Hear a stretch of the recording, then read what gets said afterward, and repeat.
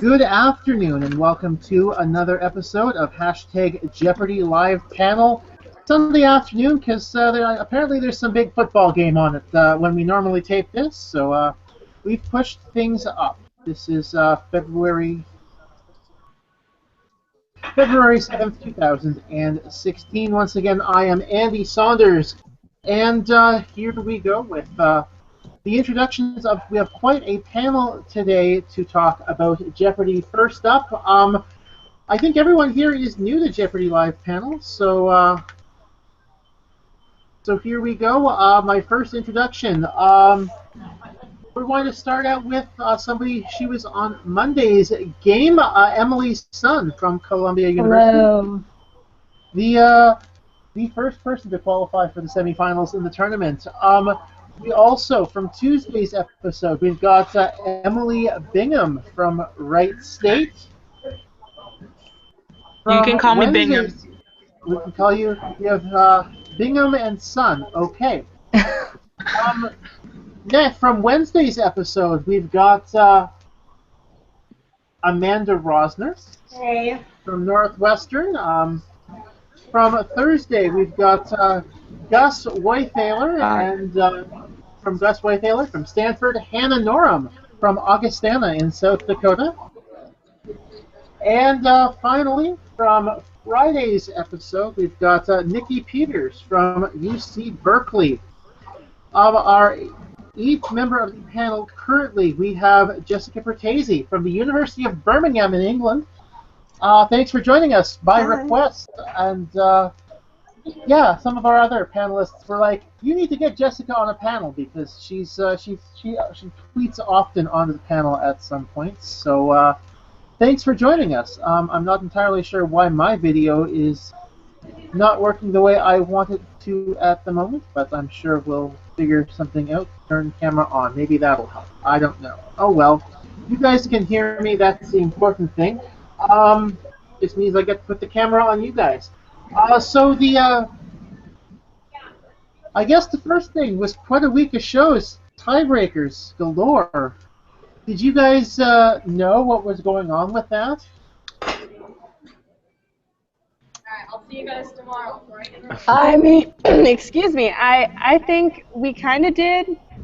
I know after my game and they revealed my wager, they were like, "Hannah, you're in a three-way tie." And I was like, "What? How is that possible?" And so we kind of did, but we didn't really know how to break the tie.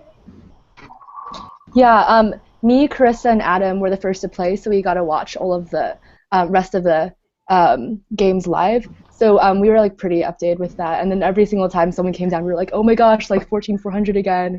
And so we saw it coming because we've seen all of that other matches. We were in the green room. Yeah, it was pretty interesting, for sure. Yeah, I was hoping at least from the tie that it would be broken, where instead of letting anybody with 14-4 go on, they would pick the next two people, so that way I would have a shot, but that didn't count as. Naturally. Or like alphabetical order or something. I mean, yeah. And then I was just as confused as everyone watching because I had the last quarterfinal episode, so I was sequestered all day, and I'm standing there next to Trebek, and he starts shouting all this stuff really excitedly about the tie, and I was blown away as well. Oh yeah, you had to stand up on stage with him while he was doing that. That's kind of funny. Yeah. I didn't realize that. You were just. I actually remember catching like the last part of that. See my ear through the whole thing. And you're just kind of like, okay, what's great.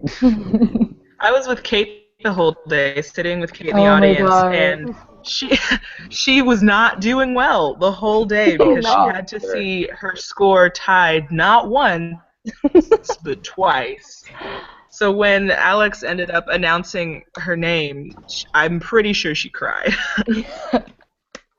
More in relief than joy. Mm-hmm. Yeah, it usually. Yeah. From my experience, hearing people or hearing stories of people waiting to see if their wildcard score holds up is usually quite nerve-wracking. So yeah, I guess you guys weren't really told beforehand of how a tie would be broken, or was it just something that, you know, one of the things that Maggie says, and oh, we're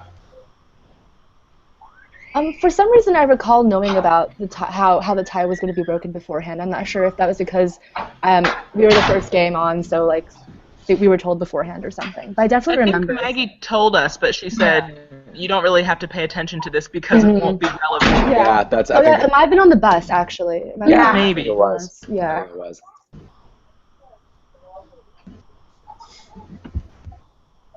So the talk from Maggie started on the bus then? Yeah, so she told us. Oh yeah, she was going off on the bus. She was so bright and chipper. At, what was it, like 7 in the morning, something like that? 7 a.m. in the morning. I was absolutely in shock at the fact that somebody could be that animated that early. And yeah, like part of her spiel included how ties would be broken. She's like, but that's not gonna matter. And yeah, it mattered a lot. So you talked about being sequestered, Niki. What exactly, or what movies did you have a choice from? Oh, I'm so sorry. I didn't hear you like at all. Sorry, what movies did you guys have a choice from in the green room? I know they speak about movies in the sequester, so. So we had, I don't really remember. Noah or Gus kind of took over and just decided, like, oh, we'll just watch these because we didn't even pay attention to them. I think we ended up playing, like, Shaun of the Dead and some Indiana Jones movie. We were too busy talking and playing cards and just having a grand old time back there anyway. What was the rip-off Jenga game that we played? Jumbling Towers. Jumbling Towers. Jumbling Towers, yeah. And one video we didn't watch was Trebek's favorite comedy show. Oh, that he gave us. And who was the snitch again? Oh, Sam Deutsch. Sam, it led to an awkward interview when Trebek was asking us what we thought of the comedy DVD he brought us, and that he wanted us to watch, and we had watched it. So we were all like, yeah, it's really good. It's great. And Sam's like, yeah, it's good. Actually, wait, we didn't watch it. And it was just really awkward. And I think in our conversation at one point, Trebek starts calling out to somebody on the staff, and I think that's after Sam said that we didn't watch it. It led to a lot of fun. I mean, fun, yeah. He got a look of disappointment in his face when we didn't watch it. But I feel like Trebek kind of always has a perpetual look of slight disappointment anyways. So. Oh, Trebek. Especially in the college tournament. Oh, yeah. Oh, God.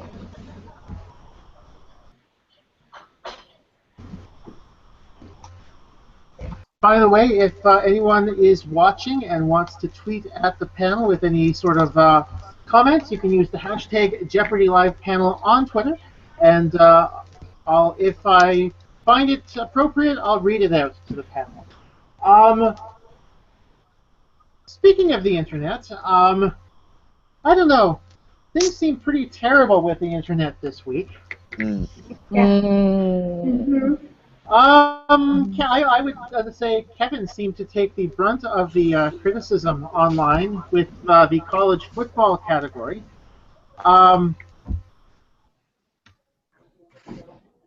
How would you? I thought he. Well, I mean, how would you guys say Kevin kind of handled that? I think he handled it as gracefully as he possibly could, given the circumstances. At least for me, so I'm a huge college football nut. So like, I actually didn't see that game because I was also in the back at the time. I was the fourth game. But when I watched that episode, I was like, oh, dude, come on. At least for the Alabama question. The Steve Spurrier coaching question, that one I can understand. But I don't know, not knowing who won the Heisman because he went to your rival school, I don't know. I thought it was a little shady. But I think Kevin did a great job of just going, I don't know, I'm here to learn, not follow football. And I was like, okay, great. Kind of makes sense. What amazed me is that people were so upset about it. Right. It was crazy. Completely ignored all of the other stuff that he knew, all of the math and history and science that he was getting, and they focused on this one football question. And didn't he get some know. of the other sports questions as well? Yeah, he got one of the sports questions. Yeah. So I don't know. I mean, I wouldn't have gotten any of them. So. Yeah, neither one. one thing that I was wondering, and I think Jess, you might have some information on this. Would this kind of be a North American phenomenon, or does this happen over in Britain as well? You know, people getting all uppity at quizzers missing things. It happens in Britain sometimes too. I mean, the other week on The Chase, so the British version of The Chase, there was a university student, and she happens to share a name, Hannah. Not this Hannah, different Hannah. And I think she managed to answer it. I didn't watch this episode, but she managed to answer like 5 questions right in the whole show, and 4 of them were multiple choice. So she didn't get any money in the cash builder. She took the negative offer out of the 3, and she answered 1 question in the 2-minute thing. And she managed to walk away with $2.5 grand in the end. And everyone seemed to be like berating her on Twitter, like, can't believe she won. She's a really crap contestant.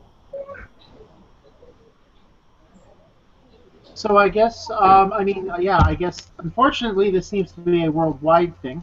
Not sure why Jess just disconnected from the chat. I guess she's having technical difficulties, just like another one of our panelists who's supposed to be joining us eventually.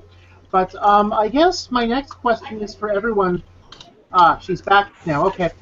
Sorry, I can't even work out why my tablet decides to do that. It's like, you've got a problem with your thing. Let's click got it. And no, I don't want to do that. Okay. So yeah, is there anything that we can do as Jeopardy fans, contestants, viewers who actually kind of stop the internet from being so terrible when it comes to criticizing game show contestants? Other than stop embarrassing yourself.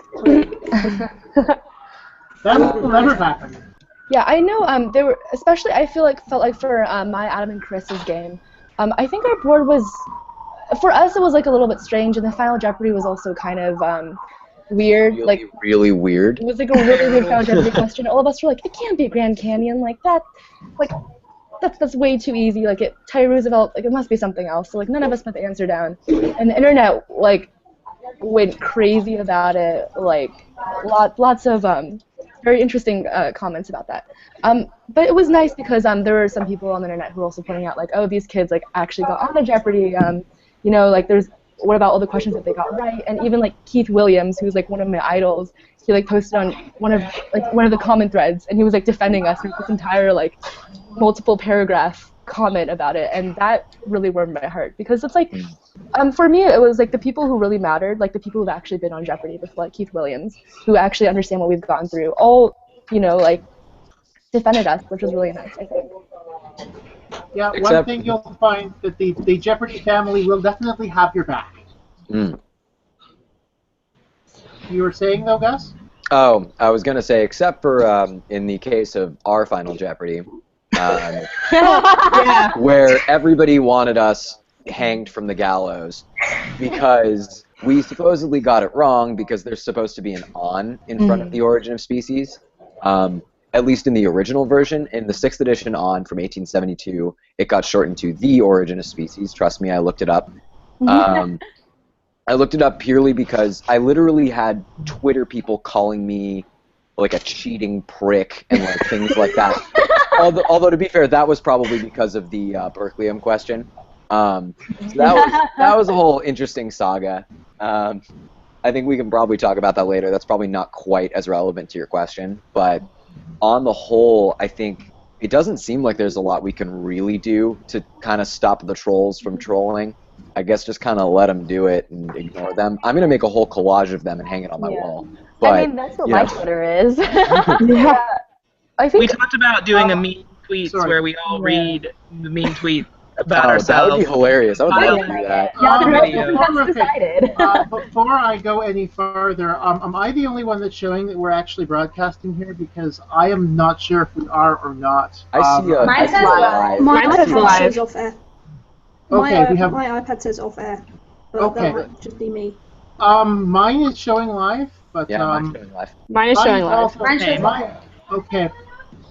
I hope Google is being good with this and is actually taping this, because I will be very Why disappointed. don't I test it out on my laptop? Okay.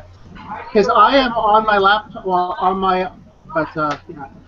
By the way, Amanda Walker has finally got in. Hey. Amanda. Hello. Hi. Oh my gosh, thank you guys for waiting. Wow, there's so many people here. Surprise. Well, we may actually get the full panel with you in it. We're just trying to figure out if it's actually recording or something. I don't know. This would, if it isn't, this is the first time in about 80 episodes that for some reason it's not.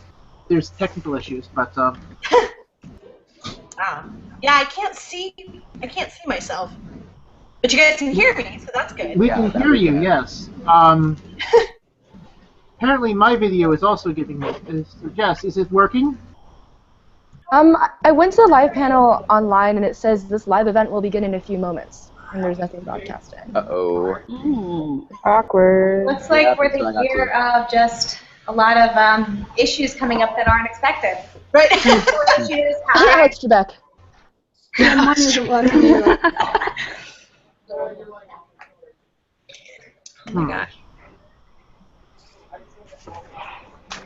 Yeah, but no, Gus, what you were talking about making a collage of the mean tweets, like my Twitter is an homage to the trolls of the internet. Yeah, mine's it's just hilarious. screenshot. I currently have a ton of screenshots, and Yeah, I took screenshots of everything. Yeah, we've been sending like the particularly good ones to our like group chat on Facebook. It's great. Yeah. yeah. It's awesome. I realized in the past, like I may have said something like, "How did anybody on Jeopardy not get this question?" And now I realize, wow, I'm an awful person. You're one of the trolls. I am, but it would be something like that I would have posted in like middle school or something. So. Well, trolls do kind of have a middle school level education. Yeah, I know. I feel like most of the trolls are like 50-year-old men, though. Yeah, there's a It's lot. really funny how petty it is, though. As soon as you show them that you're a real person, like I retweeted someone's thing, and then they're like, "Oh no, like I'm so sorry, I didn't mean to be mean," or "Oh, you retweeted me, you won me over." We're real people too. I got real snippy with someone on the Facebook group who was saying that because everyone thought I said espresso, which isn't a word. I slowed down to say espresso, so I said, "Well, good thing I was there when I said it." And she was like, "Oh, congratulations on your success," and I was like, "That's not what you just said 5 minutes ago, now." But I couldn't take it anymore. Yeah. 1 second. Sorry, 1 second, guys. I'm going to see if I'm going to throw up a stop broadcast and then restart it, and hopefully that will work. Just in case.